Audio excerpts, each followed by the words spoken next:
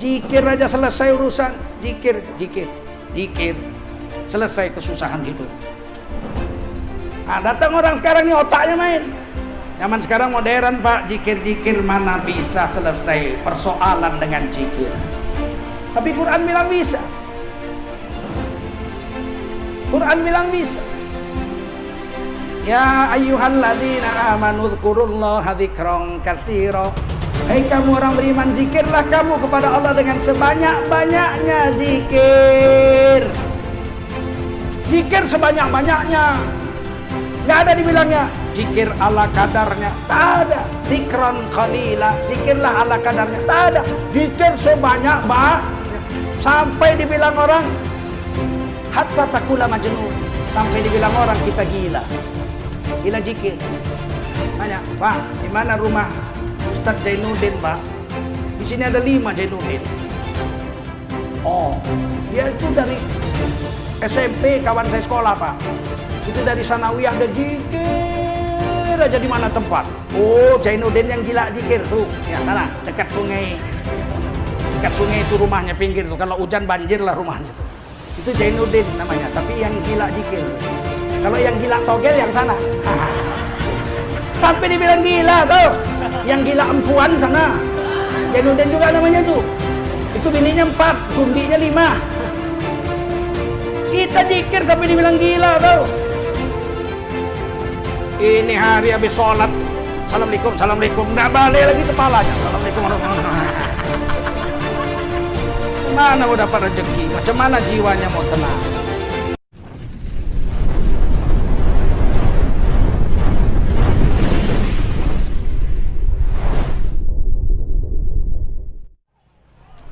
Allah sudah mencukupi nikmat untuk kita. Kalau nikmat jasmani, nikmat badan kita tak usah khawatir, sudah cukup. Dicari atau tidak dicari, rezeki yang sudah ditetapkan Allah itu pasti datang. Itu pasti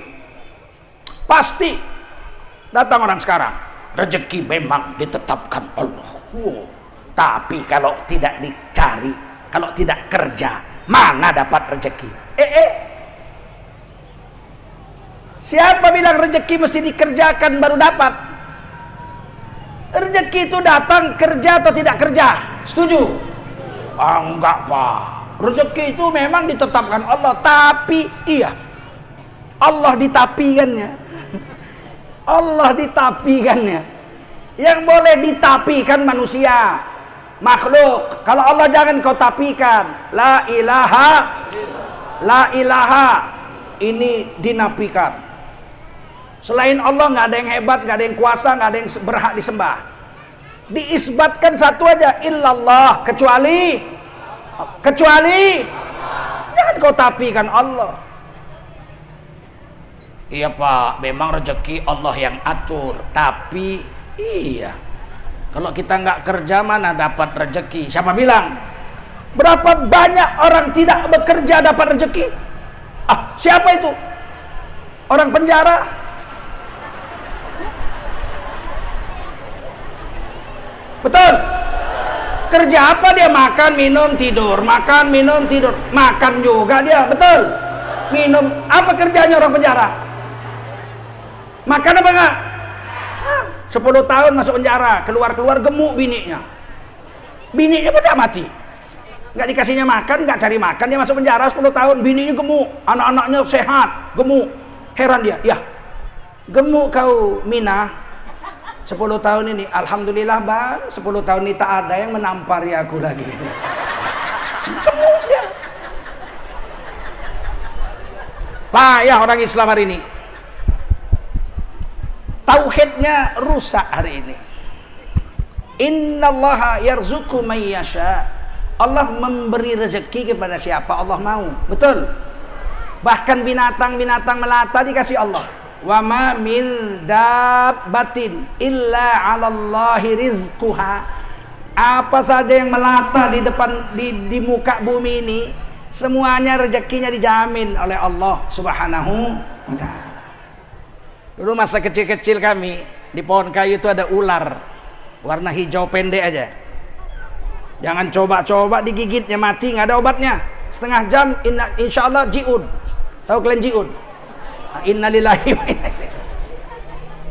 Ular itu pemalas, tak mau kerja, kerjanya tidur aja, tak mau cari makan. Ular itu disebut namanya ular kintamani. Ular apa? Kintamani. Udah jarang ada itu.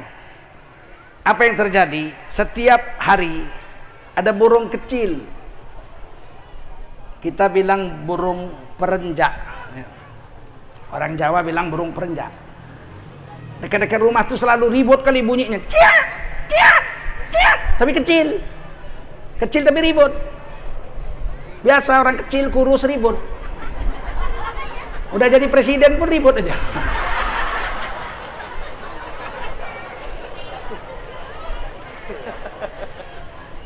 Ada aja masalah.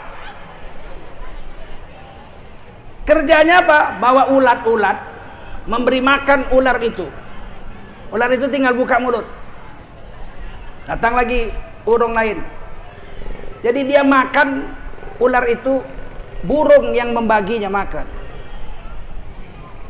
Berapa hebatnya Allah Subhanahu wa taala menjamin rezeki. Kalau ada apel di Amerika Serikat keluar, ditulis malaikat Mikail, Zulkarnain, rezeki Zulkarnain. Siapapun tak bisa makan apel itu. Dua saja. Kalau tidak saya terbang ke Amerika makan apel itu. Yang kedua, apel itu yang terbang ke mulut saya di Indonesia. Betul? Percaya? Itu tauhid orang Islam. Selagi rezeki kita yang ditetapkan Allah itu belum habis, maka malaikat maut tidak akan mencabut nyawa kita. Itu hebatnya Islam itu. Kalau ditanya, kenapa kita masih hidup? Oh, karena saya masih muda. Yang baru lahir pun mati banyak, betul? Baru lahir, mati. Saya belum mati karena masih sehat. Berapa banyak orang sehat mati? Naik kapal terbang, dadah-dadah malah bininya, dadah, I love you baby. Terbang cit, hilang, tak balik lagi. Betul? Berapa banyak orang sehat mati? Berapa banyak pula orang sakit tak mati-mati? Udah sakit tempat tidur 2 tahun.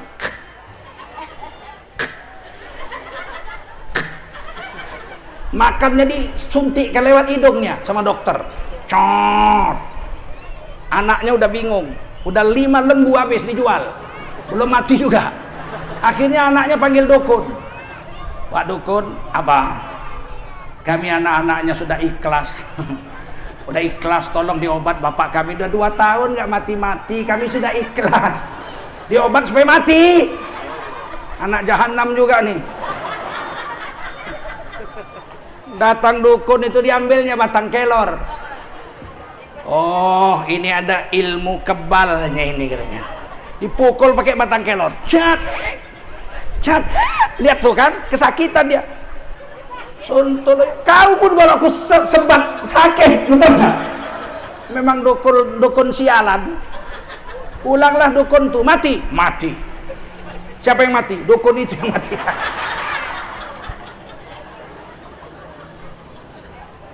Kenapa dia belum mati? Karena rezeki yang disediakan Allah untuk dia belum habis. Ini hadis qudsi, Allah yang berfirman. Bukan hadis biasa, bukan hadis Nabi. Hadis qudsi, Allah berfirman. Anna nafsan lan tamut hatta tastakmila rizquha. Nyawa siapapun tidak terkecuali. Nyawa siapapun tidak akan dicabut malaikat maut. Tidak akan jumpa dengan kematian sampai seluruh rezeki yang disediakan Allah untuknya habis diambilnya semua, baru mati. Ada malaikat yang mencarikan rezeki kita. Yang di laut dikeluarkan, yang di langit diturunkan, yang di bumi ditumbuhkan. Nama malaikatnya Mikail. Siapa? Orang Inggris menyebutnya Michael. Malaikat Michael, the angel Michael. Kerjanya cari rezeki untuk kita yang sudah ditetapkan Allah. Walaupun ikan itu lahirnya di Laut Cina Selatan, kalau ditulis itu Zainuddin, datang ke hamparan Perak ikan itu. Nggak mesti Zainuddin cari ikan itu ke hamparan Perak, betul nggak? Ikan itu datang, siapa yang bawa? Lim Tai Kok yang bawa. Kadang-kadang aku kalau udah teringat Laut Cina Selatan, Laut Natuna, jijik kali aku. Kenapa? Pejabat kita ini udah rusak otaknya. Diambil Cina ikan kita di Laut Natuna, dicuri Cina, ribut kita, TNI kita marah, diusir. Apa kata pejabat negara kita, menteri? Cina bukan mencuri ikan kita. Apa ini ku pikir? Mereka menangkap ikannya yang lari ke laut kita. Ini menteri kurasa banyak minum tua juga. Mau ku tekekkan jauh.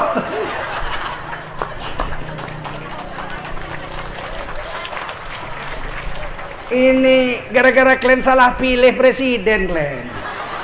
Tak apapun kalian pilih dia kemarin. Tanggungkan kalian lah sekarang. Rasakan. Sedap. Sedap. Nah, pilih lagi anaknya.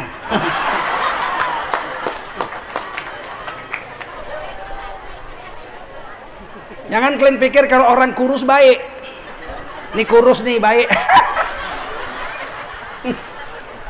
Kurus bukan karena tak makan nasi, karena terlalu banyak makan. Semen dimakannya, besi dimakan. Bisa aja ya enggak? Apapun kalian pilih-pilih. Lain kali kalau milih tanya ulama, siap? Ini orang Islam ini ada penyakitnya. Kalau milih nggak mau nurut sama ulama. Pak ulama, Ustadz jangan ngatur-ngatur. Ini pemilihan ini bebas dan rahasia. Ini kemauan saya, hak saya. Jangan diatur-atur. Giliran melarat datangnya ke Ustadz. Nggak makan aku Ustadz.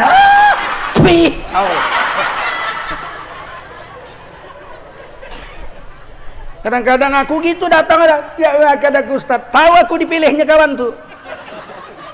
Mau ku bilang, matilah kau. Tak tega pula awak. Lain kali jangan dipilih lagi dia. Iya bang Ustaz. Menyesal ya. Orang Islam ini penyakitnya. Kalau ada pemilu, itu hak saya. Jangan atur-atur. Giliran melarat aja. Datang ke Ustaz, ya enggak?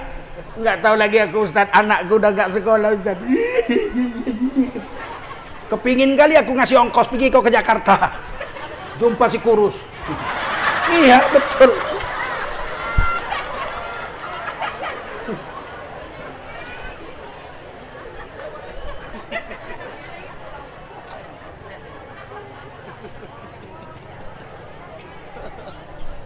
Kalau rezeki untuk saya sudah habis, malaikat Mikail cari di beras nggak ada lagi, di buah nggak ada lagi, di ikan nggak ada lagi, di sayur nggak ada lagi, di daging nggak ada lagi. Maka malaikat Mikail lapor, ya Allah, sudah tak ada lagi rezeki untuk Tengku Zulkarnain. Sejelak ambil ngelih ke dia, ya enggak? Tiada lagi. Nah, begitulah kira-kira malaikat Mikail bilang. Kata Allah, iya, kerjamu untuk Tengku Zulkarnain sudah cukup hari ini. Hari ini tugas malaikat maut mencabut nyawanya. Ditunggunya sedot nafas tuh 10, 9, 8. Di ubun-ubun saya ditunggunya. 7, 4, 3, 2, 1, sap. Nggak nambah 1, nggak nambah, nggak nambah. Habis. Paham? Kalau untuk urusan itu udah beres, nggak usah takut. Allah yang ngatur. Sekolah tinggi-tinggi, jurusan pertanian, gelarnya insinyur, kerjanya di bank. Haha, tuh lihat tuh, nggak ada urusan sama sekolah. Betul. Tamat SMA jadi tukang jual misok, kesana kemari, pemilihan kepala desa jadi kepala desa. Betul. Ada penggali kubur di Jawa, tukang gali kuburnya kerjanya, pemilihan kepala desa menang, jadi kepala desa. Nah, tukang ketam kayu menang jadi presiden. Ayo. Paham? Paham? Amin Rais profesor doktor, dosen 32 tahun, sekolah di Amerika, kampanye keliling Indonesia, nggak menang jadi presiden, betul? Gus Dur entah sekolah apa kita pun nggak tahu. Sakit lagi matanya, jadi presiden. Ditanya wartawan, Gus, kenapa sampean bisa jadi presiden? Dia jawab apa? Ya nggak tahu, orang saya diangkat. Apa itu nggak terbukti bahwa Allah yang mengatur rezeki? Betul? Kurang yakin juga? Sekarang kita yakin nggak? Sudah, kalau untuk urusan itu nggak usah takut. Yang penting adalah nikmat rohaniah, agama. Ini yang paling penting. Agama ini mesti dicari. Mesti dicari. Nikmat yang disebut nikmat batin, agama ini mesti diperjuangkan. Nggak bisa tidur-tidur jadi orang beriman, tidur-tidur jadi orang soleh, tidur-tidur jadi orang bertakwa. Kecil leha-leha, besar kaya raya, tua poya-poya, mati masuk surga. Mana mungkin? Betul? Kata Allah, untuk dapat hidayah, petunjuk agama, lihat kata Allah, walladzina jahadu fina lanahdiyannahum subulana wa innallaha lama'al muhsinin. Dan orang-orang yang bersusah payah siang dan malam berjihad di jalan kami, lanahdiyannahum subulana, pasti kami Allah akan memberi petunjuk kepadanya dengan pasti. Dua kali pastinya itu. La-nya pasti, harfun taukid. En-nya itu pasti. Lanahdiyan, ini pasti. Pasti kami akan memberi petunjuk kepada mereka dengan pasti, sehingga mereka bisa melihat jalan-jalan menuju kami. Lanahdiyannahum subulana. Baru tahu kita, oh zikir bisa dapat ketenangan jiwa, dapat surga, dapat rezeki. Baca Quran dapat ketenangan jiwa, dapat rezeki, masuk surga. Sholat tenang jiwa, dapat rezeki, masuk surga. Puasa tenang jiwa, sehat badan, masuk surga. Percaya nggak? Pintu surga itu 8. Berapa? Yang pertama babus sholat, pintu untuk orang yang menjaga sholat.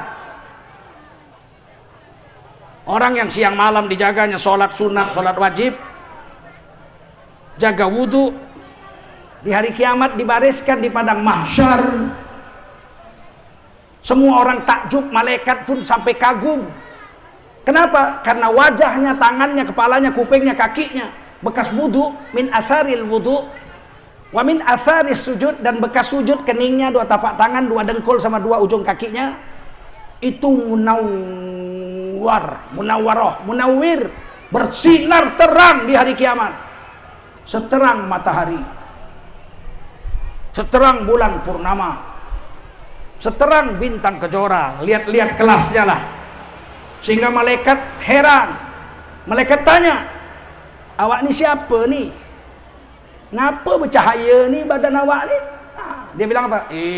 Saya ni umat Nabi Muhammad sallallahu alaihi wasallam. Tinggal di mana dulu? Kampung Payung, Titi Payung di hamparan Perak. Ngapa sebabnya boleh bercahaya macam ni? Oh, dulu kami menjaga wudhu dan menjaga solat. Masya Allah, kata malaikat, nak ke mana ni? Ke surga lah, mana lagi? Kalau gitu masuklah. Ada pintu khusus namanya babus solah, pintu untuk orang-orang yang menjaga solat. Maka berduyun-duyunlah orang yang bercahaya masuk ke surga lewat pintu solat karena menjaga wudhu dan menjaga solat. Saat itulah orang-orang akan bergabung. Itu bapakku, itu pamanku, itu bibikku, itu supirku, itu pembantu rumah tanggaku, itu tetanggaku, itu guruku, itu kepala desaku, semua ikut masuk ke surga. Di stop sama malaikat. Wamtazul yauma ayyuhal mujrimun. Hari ini orang-orang berdosa minggir, nggak boleh masuk surga, minggir. Mereka bertanya, dari mana malaikat tahu kami orang berdosa? Kata malaikat, raimu meleketek mas. Itu susah diterjemahkan bahasa Indonesia. Raimu meleketek mas. Ora oleh kowe ora iso. Rono. Baru orang akan menyesal. Baru nampak itu, sholat menenangkan jiwa, dapat rezeki, masuk surga. Puasa menenangkan jiwa, badan sehat, masuk surga. Zikir menenangkan jiwa, dapat rezeki, masuk surga. Lanahdiyannahum subulana. Jadi susah-susah bukan mengemis.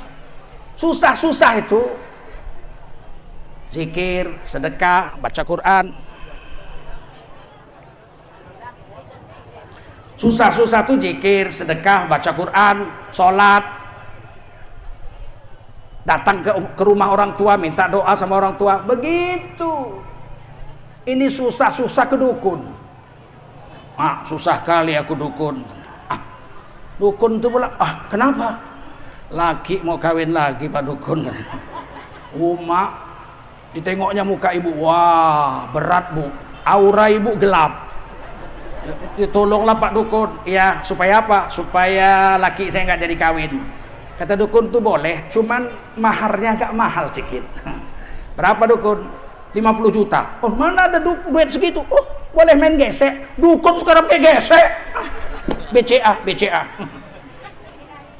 Ya Allah. Berdukun kawan. Bukannya minta sama Allah, ke dukun. Dan dukun itu diambilnya ala air. Di doanya pun tipu aja. Minyak si tuang dalam kuali. Berdiri macam beruang, duduk macam babi. Begitu aja 50 juta. Memecahkan masalah lewat jalan Allah. Setuju? Zikir aja selesai urusan. Zikir. Selesai kesusahan hidup. Datang orang sekarang nih otaknya main. Zaman sekarang modern Pak, zikir mana bisa selesai persoalan dengan zikir. Tapi Quran bilang bisa.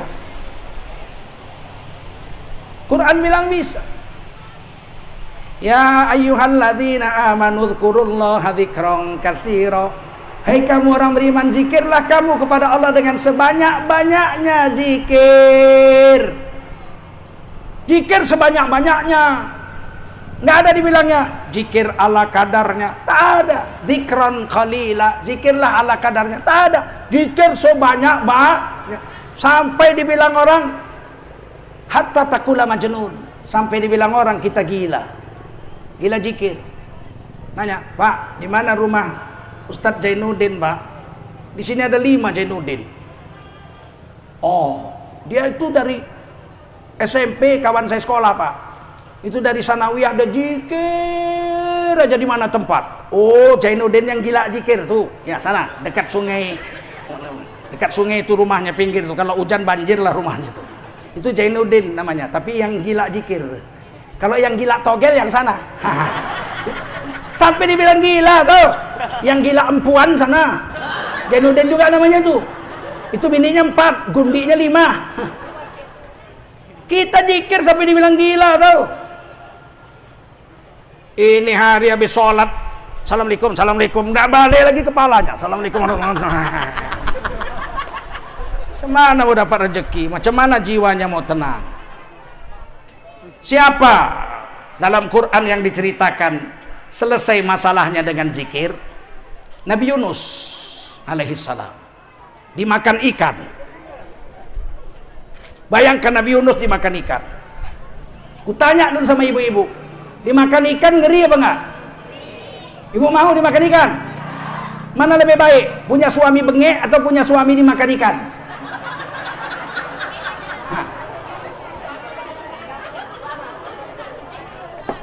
20 tahun lakinya bengek. Kalau udah malam hujan gerimis saja bengek. Tolong dek, air panas. Abang bengek. Kata bininya, Allah bang, dah 20 tahun bengek nggak baik-baik bang. Eloklah abang dimakan ikan. Begitu. Mana pilih? Bengek hidup atau bengek dimakan ikan? Bengek hidup. Suka laki bengek.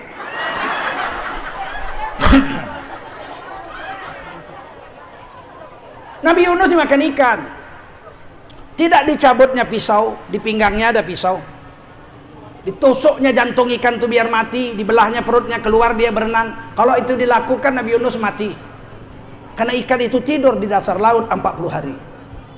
Tidak diambilnya tongkatnya, ditusuknya jantung ikan, dibukanya mulut ikan, keluar beliau dari dalam perut. Kalau itu dilakukan dia mati. Karena ikan itu tidur di dasar laut 40 hari setelah menelan Nabi Yunus.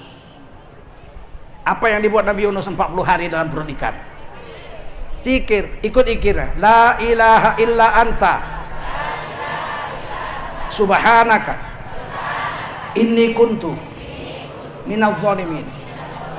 Tiada Tuhan sesembahan selain Engkau.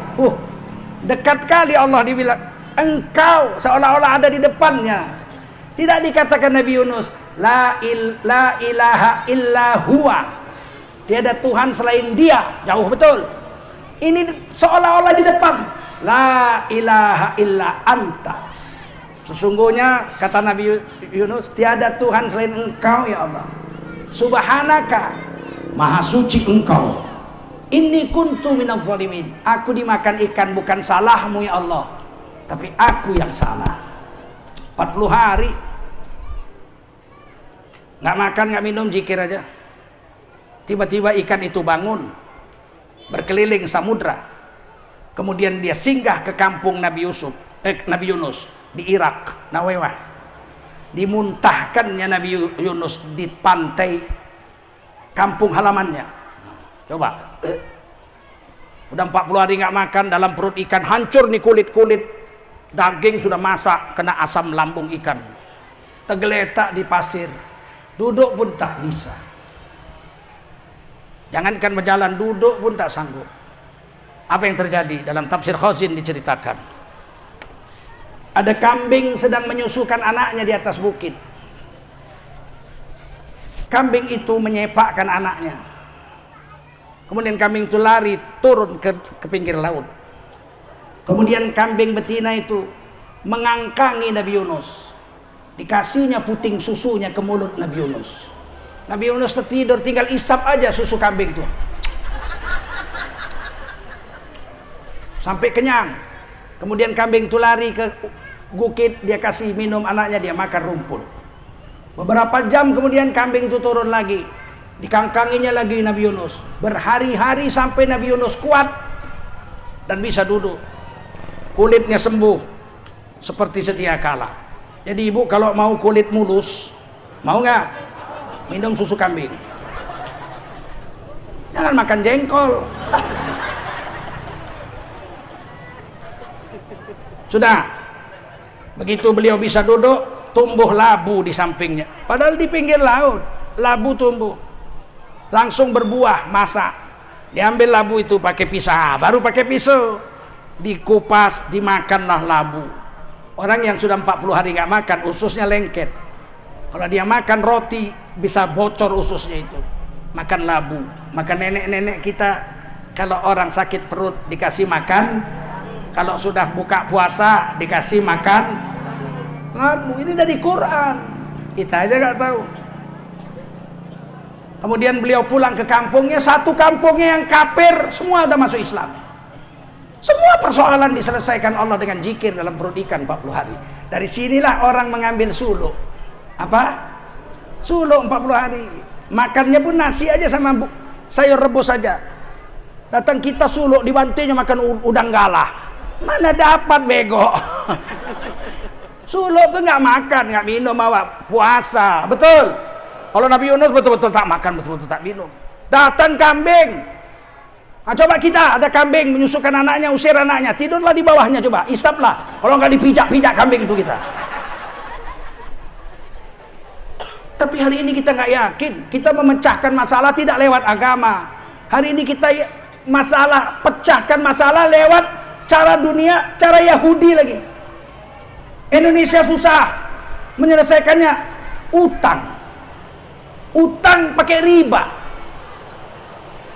Baru kemarin malam, saya baca tadi malam, Menteri Keuangan Republik Indonesia Sri Mulyani mendapatkan bantuan hutang Dari Australia 15 triliun. Utang kok bantuan. Utang kok bantuan. Udahlah utang wajib dibayar pakai bunga lagi, ya enggak? Itu bantuan apa mencekik? Kok bodoh ya doktor S3. Nggak tahu dia utang itu mencekik, dibilangnya bantuan. Karena nggak yakin dengan agama, betul?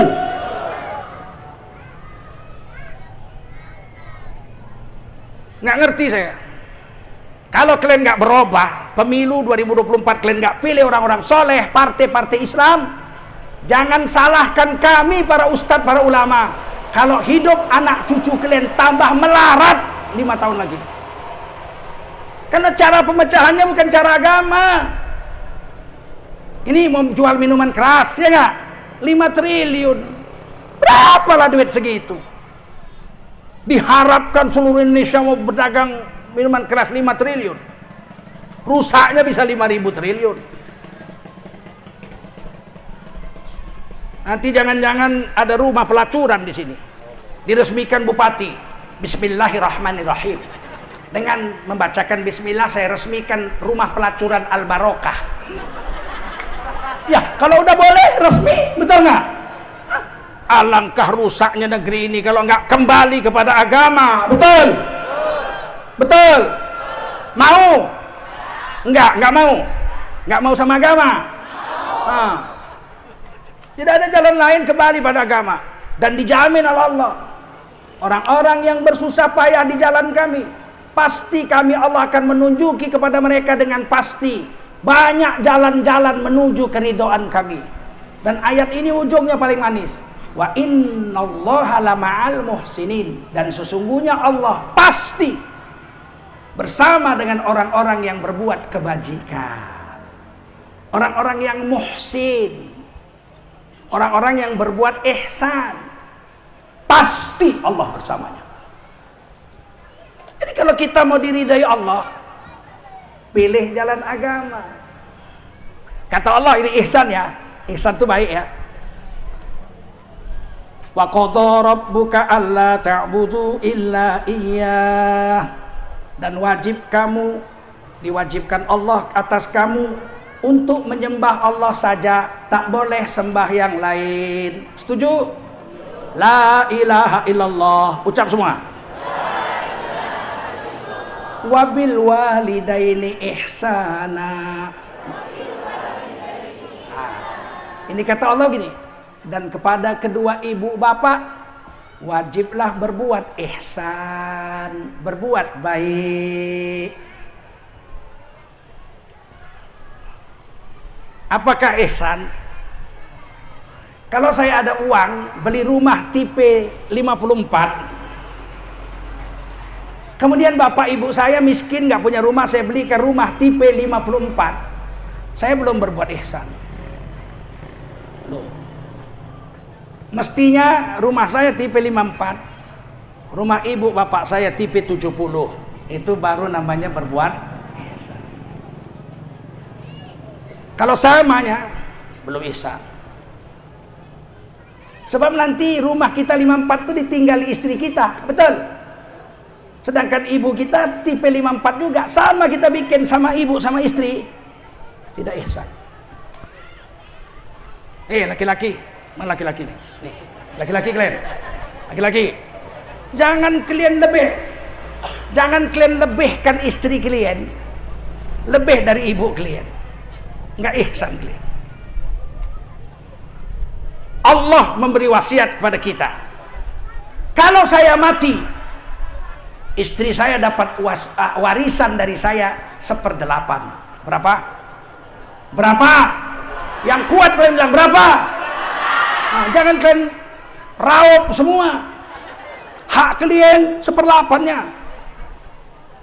Tapi ibu saya diperintahkan Allah wajib mendapatkan 1/6 dari harta warisan saya. Paham? Berarti Allah melebihkan ibu daripada istri. Kalau saya pulang ke rumah, bekerja seharian dari pagi sampai sore, Dapatlah upah sebungkus nasi padang. Saya bawa pulang. Sampai di rumah, saya kasih istri saya. Makanlah kami, istri anak saya makan. Taruh dalam talam, makan nasi bungkus. 1 bungkus untuk istri. Istri bagi untuk anak dengan saya. Satu hari saya pulang, bawa nasi bungkus. Sampai di rumah, saya mau kasih istri. Ada ibu saya di situ. Ibu Umi, iya nak. Datang Umi, baru aja nak. Masya Allah Umi. Jangan tanya, udah makan? Jangan. Umi udah makan kan? Nah, jangan.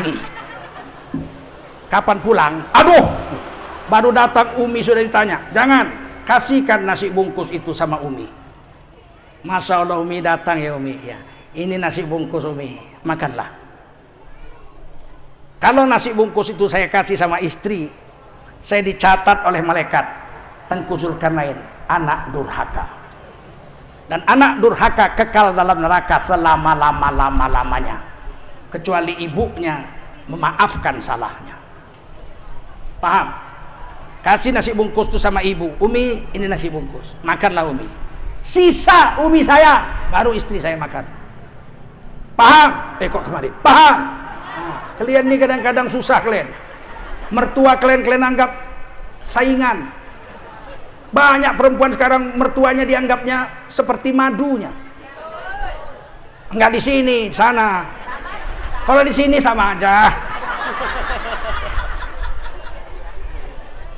Lagi menyapu halaman dia. Turun dari sudako ibu mertuanya. Lagi senyum-senyum, nyanyi-nyanyi. Aku masih seperti yang dulu. Tengoknya mertuanya datang, hilang senyumnya. Ini si tuani tahu aja kalau tanggal 3 lakiku sudah gajian. Mesti mau minta duit suamiku ini. Begitu datang ibunya, assalamualaikum nak. Waalaikumsalam. Datang mama. Kapan pulang? Langsung kapan pulang. Dia bukan mau minta duit suami ibu. Mertua ibu itu mau minta duit sama anaknya. Paham? Cuman anaknya ibu rampok jadi suami. Kemana lagi dia minta kalau nggak sama anaknya? Betul? Mungkin dia minta ke Jakarta sama si kurus.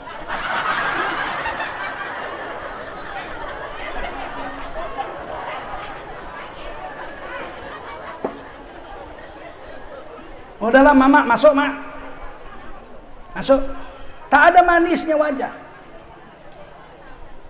Mamanya udah umur 80 tahun. Bukannya diservisnya. Dimasakkannya teri sama kacang. Setengah jam diisap aja mertuanya. Begitulah banyak istri sekarang. Kalau kalian kejam sama mertua, nggak lama, nggak nunggu neraka akhirat, nggak nunggu. 20 tahun kemudian menantu kalian akan lebih kejam 2 kali lipat sama kalian daripada kalian kejam sama mertua.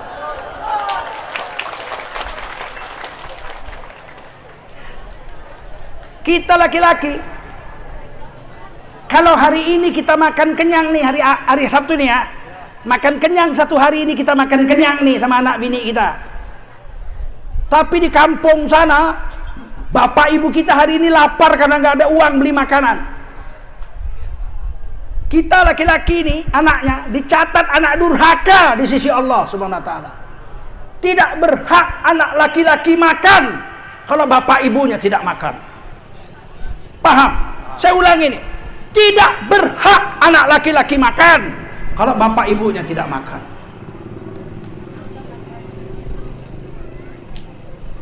Ini berbuat ihsan. Saya waktu baru nikah tinggal di rumah ibu. Sebetulnya saya sudah nyewa rumah di Tembung. Tapi bapak saya wafat. Tidak ada yang mengawani ibu.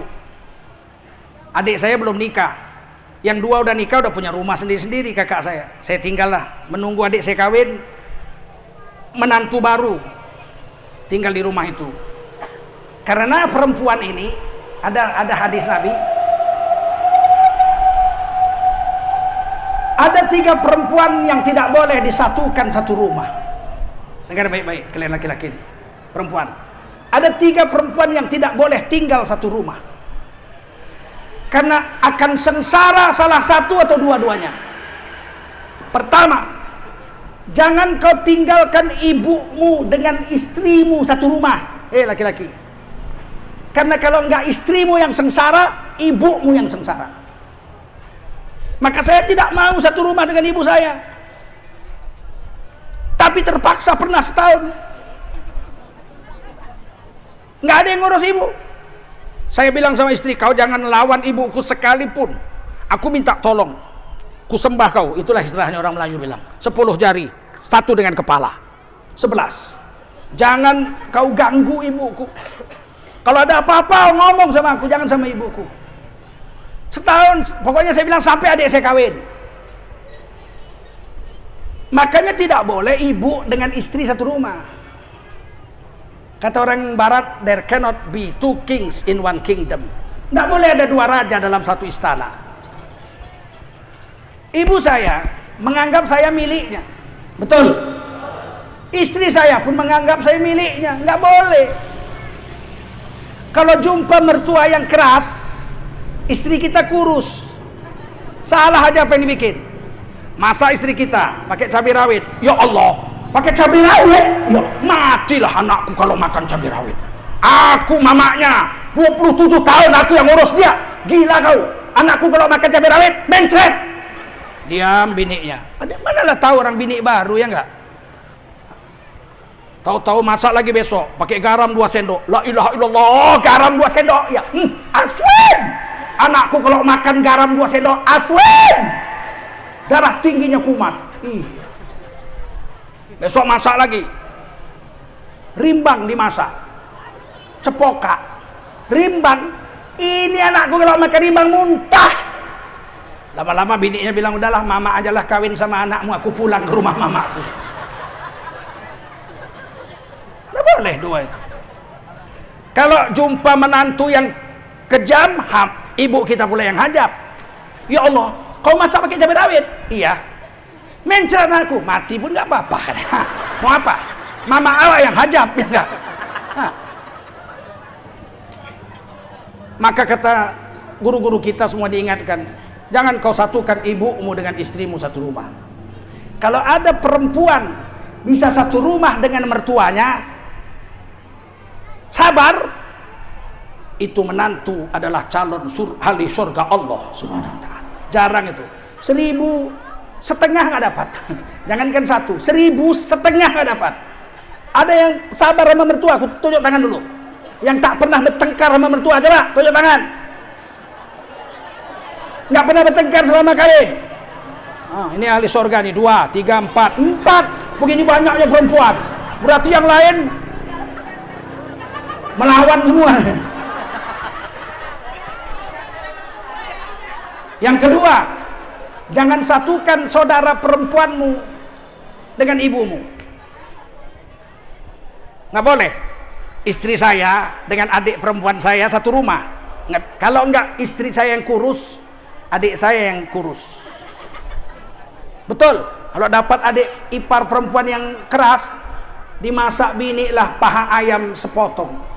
Untuk anaknya yang masih kecil, balita makan ayam lah, sup. Disimpanlah di lemari. Datang adik ipar perempuan nih pulang kuliah, dibukanya. Ada makanan lain, ikan tamban sama tahu. Tamban. Ada sop ayam, dimakannya langsung. Kakak perempuannya bilang, iparnya bilang, ya Allah kok dimakan ayam itu sop untuk anak kita yang baru kecil ini, yang baru 2 tahun, dia harus minum kuah sup. Tak ada uang, cuman sepotong bisa dibeli. Diam kau, ini duit abangku ini. Kurus bini kita. Jumpa bini yang buas, udah mau begitu tengoknya adik iparnya pulang, dikuncikannya lemari kantonginya. Adikmu makan, mana kunci kak? Pinggir sungai itulah kau cari katanya. Tidak boleh 2 perempuan di satu rumah. Yang ketiga yang tidak boleh satu rumah, ingat nih, laki-laki, jangan kau satukan istrimu dengan istrimu satu rumah.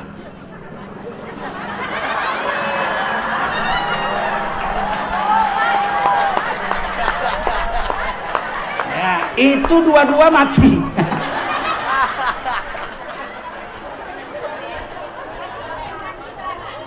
Ini susah, laki-laki ini susah nih.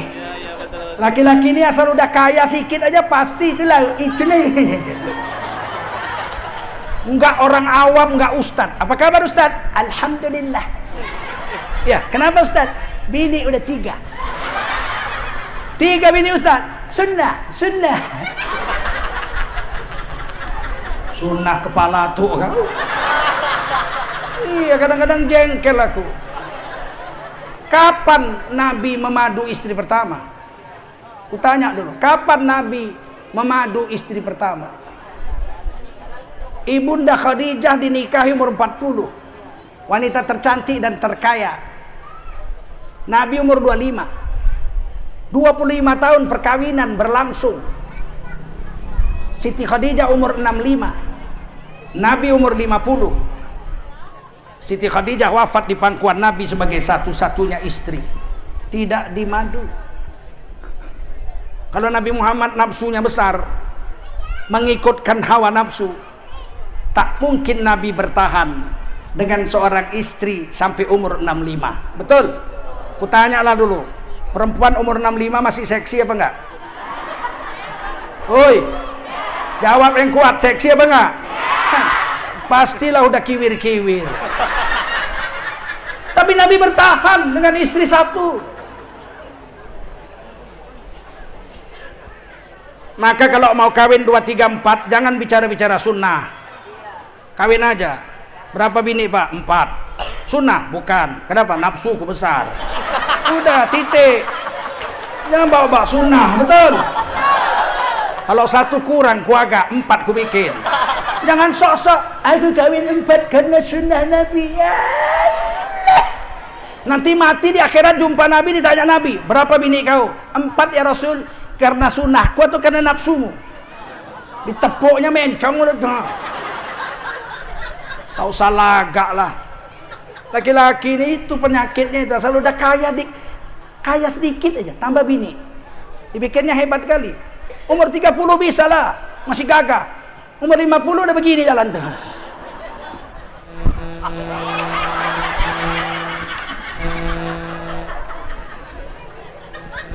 Kenapa Wak kok begitu jalan Wak? Wek orang terlalu congok ah.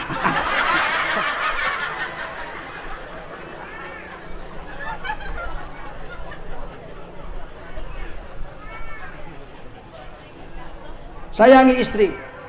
Kata Nabi, khairukum li ahlihi. Laki-laki terbaik adalah yang paling baik terhadap istrinya. Wa ana khairukum li ahli. Dari semua laki-laki sedunia, akulah Rasulullah yang paling baik terhadap istriku.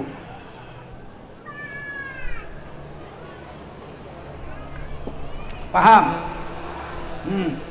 Hunna libasul lakum, istrimu itu pakaianmu, hai laki-laki. Wa antum libasul lahun, dan kamu adalah pakaian istrimu. Elok-elok dijaga baju awak supaya enggak terhina awak. Kalau pakaian saya datang kemari robek-robek, yang dihina orang bukan baju saya. Yang dihina orang siapa? Pakaian kita. Istri ini pakaian kita ya laki-laki. Kalau dia rusak, yang dihina orang bukan dia, kita. Bini kita pinggir jalan nyusukan anak. Lewat orang, emak jang kata orang. Lewat yang lain, iya. Lewat lagi, mak. Lewat yang berhenti, aduh.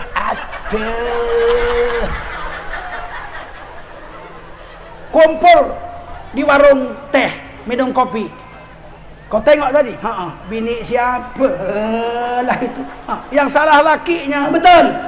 Bini siapa lah itu, bodohnya lelakinya kata orang.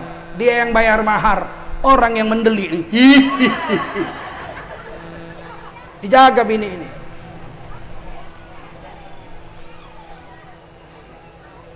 Jadi kalau kawin 2 boleh, tapi jangan satu rumah, nggak sunnah. Makanya ada orang nanya, bagaimana cara menentukan madu asli? Ada yang bilang madu asli itu kalau ditaruh di kulkas tidak beku. Namanya madu ditaruh di beku lah kalau taruh kulkas. Ada yang bilang madu tuh kalau ditaruh di piring semut tak mau makan, itu asli. Mana ada, kalau madu dimakan semut lah. Apa cara menguji madu itu asli atau tidak?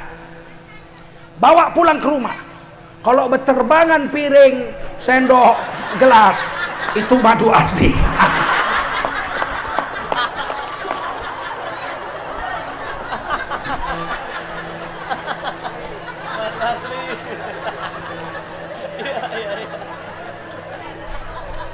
Saya bilang sama istri saya, satu hari hujan gerimis, ibu saya memandang ke jendela, banyak bunga-bunganya. Dia banyak menanam bunga mawar, melati. Dia urus sendiri ibu saya itu. Dia lihat berbunga musim hujan. Saya dari kamar keluar, saya panggil istri saya. Sini dek. Apa bang? Siapa perempuan itu? Yang mana? Itu yang lihat bunga itu. Mana? Itu yang sedang memandang bunga di halaman itu. Kata saya, Umi. Umi? Iya, Umi siapa? Umi abang? Umi saya? Saya bilang, iya, Umi abang. Umi saya? Iya. Saya pesan kepadamu, dek, satu pesan. Jangan kau bertengkar sama dia. Kalau sekali kau bertengkar sama umiku itu, sempat umiku marah, dia bilang, Naim, kau pilih binikmu atau kau pilih aku nak? Pasti ku pilih ibuku, kau ku tinggal. Pucat istri saya. Pucat, gemetar dia. Abang gak sayang sama awak? Ku bilang, beribu-ribu bunga di taman, hanya setangkai bunga idaman. Oh. Tapi ingat, jangan bertengkar dengan umiku. Sebab Allah meletakkan umi setelah Allah. Setelah menyembah Allah, berbuat baik sama ibu bapak. Nggak bisa kau saingi ibuku. Sabar. Alhamdulillah, setahun adik saya kawin, kami pindah buat rumah kami di tempat dekat-dekat lah, nggak jauh dari situ. Sampai ibu saya wafat, tak pernah sekalipun istri saya bertengkar sama ibu. Kadang-kadang ibu saya salah, tahu saya ibu saya salah, marah-marah ibu saya sama istri saya lihat gitu, dimarah-marahin. Istri saya bilang, iya umi, maaf umi. Padahal saya tahu ibu saya yang salah. Saya tunggu aja, saya biarin aja. Iya umi, maaf umi, maaf. Ya udah, pergi kau. Pergi ibu saya istri saya ke kamar. Saya ikuti. Diambilnya, dibukanya lemari, diambilnya anduk, ditutupkannya ke mukanya, menjerit dia sekuat-kuatnya. Supaya jangan dengar. Saya peluk dari belakang. Sabar sayang, itu ibu saya. Tak lamanya hidupnya. Sabar. Sabar. Kalau kau sabar, aku akan berbuat baik kepadamu seumur hidupku. Ibu saya wafat 98 bulan Ramadan. Dan sampai sekarang saya tidak kawin lagi. Padahal banyak yang minta. Namanya Ustadz, ya enggak? Ada yang bilang sama saya, bang, kawini saya bang. Saya orang kaya, rumah saya besar, kebun saya banyak. Kawini saya cuma mau abang jadi imam saja bang Ustadz. Tak usah cari makan, saya yang kasih makan abang. Ku tengok mukanya, ku bilang apa? Tak ada harapan. Kenapa? Masih hidup yang sana. Kalau dia masih hidup, kau tak ada harapan. Meskipun solehah aku, biarpun kau solehah, nggak ada harapan. Sebab istriku itu pernah berkorban perasaan jiwa dan raga dengan ibuku. Macam mana aku balas itu? Perkawinan kami sudah jalan 27 tahun lebih. Hampir 28 tahun. Setiap hari perkawinan saya selalu ingat. Hari lahir sering lupa. Hari ulang tahun saya sering lupa. Kalau nggak diingatkan nggak ingat. Tapi kalau hari perkawinan dengan istri saya ingat. Saya selalu beri hadiah khusus hari perkawinan. Kadang-kadang peyek. Ya. Hadiah khusus kan begitu ya. Kadang-kadang pecal. Istri saya tidak mau emas, tidak punya emas, tidak pernah pakai bedak. Perkawinan saya bawalah tempat tidur, meja hias, Quran sebagai mahar. Saya ingat betul 500 ribunya biaya kami kawin. Dibelikanlah bedak kamai. Bedak kamai 5.000 rupiah. Sama lipstik segala macam. Sampai berjamur bedak tu tak dipakai tau. Istri saya nggak pernah pakai bedak, nggak pernah pakai lipstik seumur hidupnya. Memang nggak suka pun saya. Tapi Masya Allah, sakit pun saya diurusnya. Saya pernah dikirimi racun, setahun harus makan bubur. Bubur itu harus di blender lagi. Aduh, lebih parah dari muntah kucing. Setahun, 2 jam sekali, 3 jam sekali disuap. Ku pejam aja mata, saking jijiknya. Sabar kali. Setahun sembuh, udah bisa makan nasi. Ku bilang, aduh, kalau beginilah baiknya bini. Masih di madu juga. Memang jahanam lelakinya. Ulang tahun ke-27 perkawinan saya di Padang, nggak bisa pulang, sedang dakwah. Sedih hati saya ambil kertas, lepas sarapan pagi saya karang lagu untuk istri saya. Saya ngarang lagu 20 menit, 15 menit jadi. Nggak perlu masuk hutan keluar gunung 15 hari. Itu bukan penyair, itu pemabuk. Saya karang lagu jadi, masuk mobil, saya bilang sama panitia, syuting. Pakai HP saya syuting. Saya mau kirim lagu untuk istri saya. Ulang tahun perkawinan ke-27, ke-28 belum? Mau dengar? Dengar baik-baik, jangan ribut-ribut. 27 tahun kita telah bersama, harungi samudra kehidupan. Kadang ada suka, kadang ada duka. Bunga hidup berumah tangga. Maafkan bila ku terlanjur, maafkan bila banyak murka, maafkan bila banyak hak tak tertunaikan.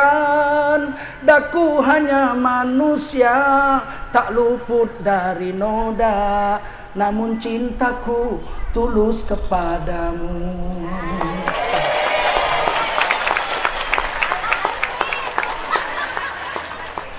Begitu jadi kirim pakai WhatsApp, nggak sampai 5 menit dibalas istri saya, gambar nangis.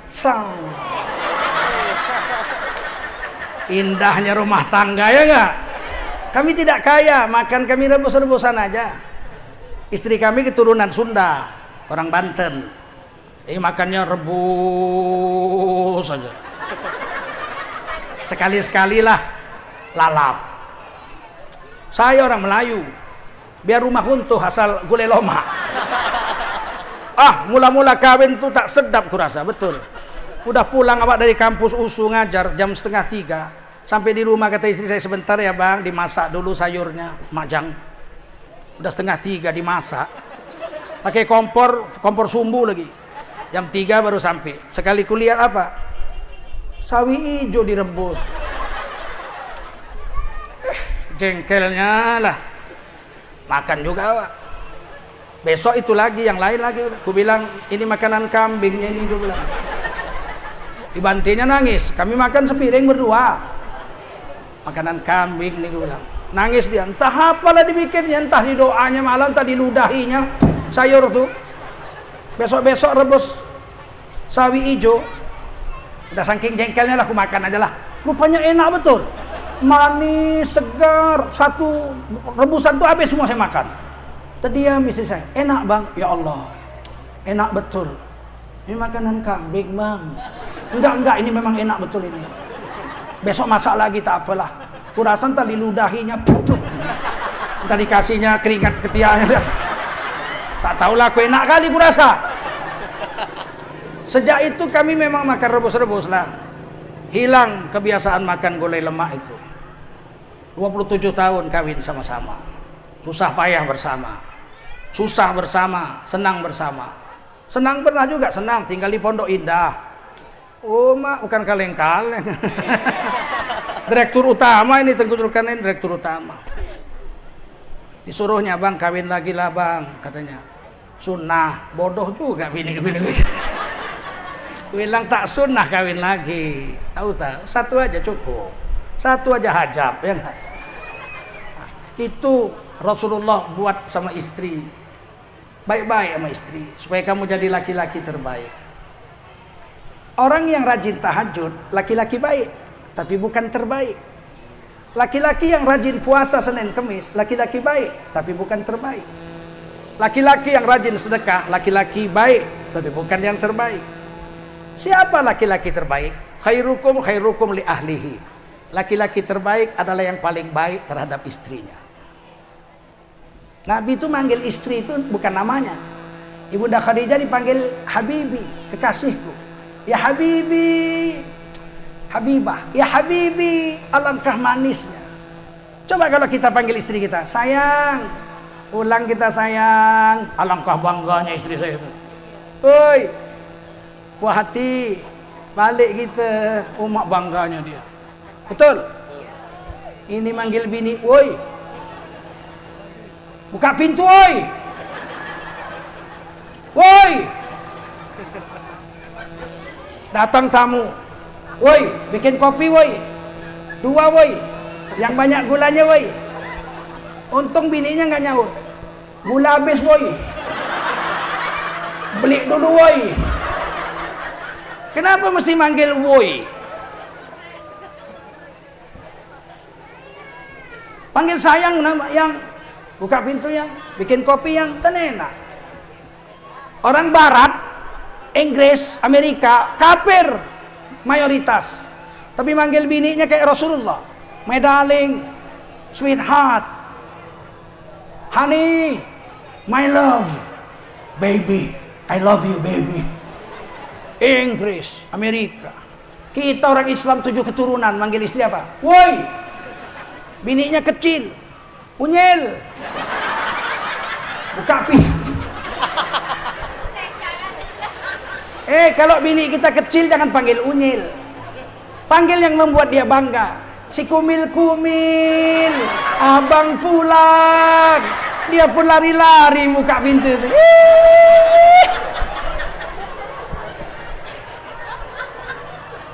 Itu pakaianmu itu, betul. Muliakan istrimu. Ini kalau bini kita besar, kita hina. Pulang kerja kita tanya, mak, nak, apa pak? Mana kulkas?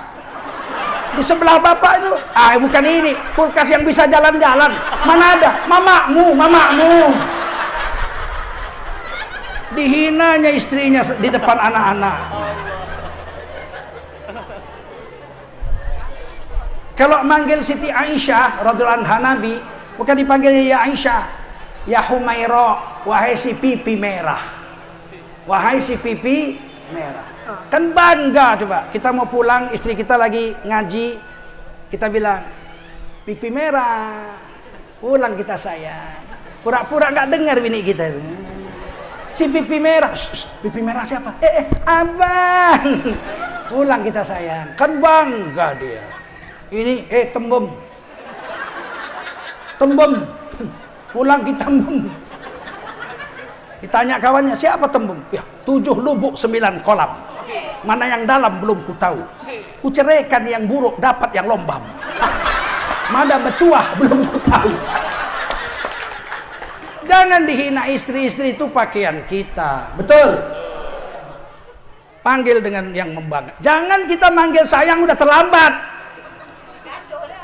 Ada veteran perang RI, umur 82 tahun. Habis upacara bendera, jumpa kawannya umur 78. Dia tanya, tinggal kau lah yang hidup. Iyalah bang, aku aja lah, yang lain udah game semua bang. Pejuang kemerdekaan. Kata yang 82 tahun nih, mau singgah ke rumah, minum kopi kita, dekatnya rumah. Singgahlah. Sampai di rumah, yang 82 tahun itu memanggil istrinya. Sayang, buatkan kopi sayang, pakai susu. Ini si Udin datang nih, kawan abang berjuang dulu. 2 ya sayang ya, banyakkan gulanya sedikit, biar jangan kumat mah kami. Datang istrinya, keluar, udah 75 umur bininya. Taruhkanlah teh, kopi tadi, susu. Minum bang. Dipegang lakinya, pundak istrinya yang sudah 75 tahun itu. Terima kasih sayang. Baik kali kau sayang. Tersipu-sipu istrinya masuk. Kawannya itu yang umur 78 itu tercengang. Hebat kali abang. Udah umur 82 tahun abang masih mesra sama bini.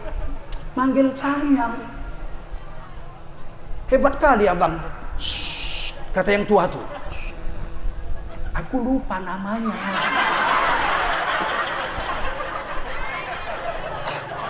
Terpaksa aku panggil sayang. Kalau aku tanya siapa namamu, ditepak aja lah depan. Paham? Sayangi istri, sayangi anak. Mudah-mudahan kita dunia bersatu, di akhirat kita akan bersatu.